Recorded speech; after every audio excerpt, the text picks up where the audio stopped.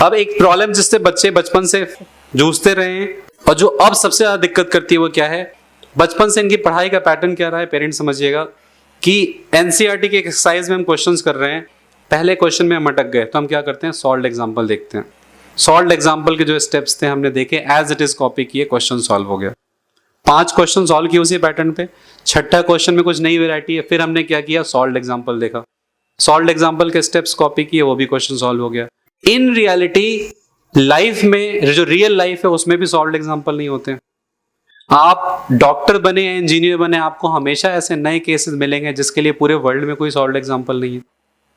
मेरे close known में एक डॉक्टर है एम्स दिल्ली में, उन्होंने 1 साल मुंबई में वहां पे काम किया, उन्होंने मजा ही नहीं आया जो उन्हें एम्स दिल्ली में आता था।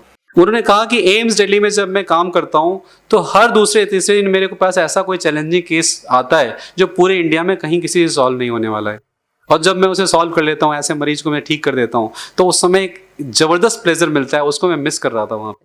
तो आप समझिए कि उस लेवल पे पहुंचने के बाद भी प्लेजर किस से मिलता है, अनसॉल्व प्रॉब्लम को सॉल्व करने में। यही वजह है कि जेई और नीट जैसे एग्जाम में आपको पता है पेपर में कैसे क्वेश्चंस आते हैं, देखे हुए नहीं आते हैं, डिफरेंट क्वेश्चंस आते हैं, नए क्वेश्चंस आते हैं, डायरेक्ट फॉर्मूला बेस्ड नहीं होते हैं, एनालिटिकल क्वेश्चंस होते हैं।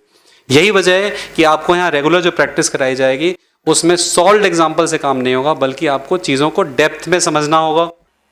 और इसकी सबसे अच्छी जो डेफिनेशन दी आइंस्टीन ने दी है, जो हम यहाँ कोशिश करते हैं आपके साथ, वो यही है। आइंस्टीन ने कहा है, education is not the learning of facts, it is the training of the mind to think. आप समझिएगा कि दिमाग को सोचने के लिए ट्रेन करना, यही हम स्कॉलरशिप में कोशिश करते हैं।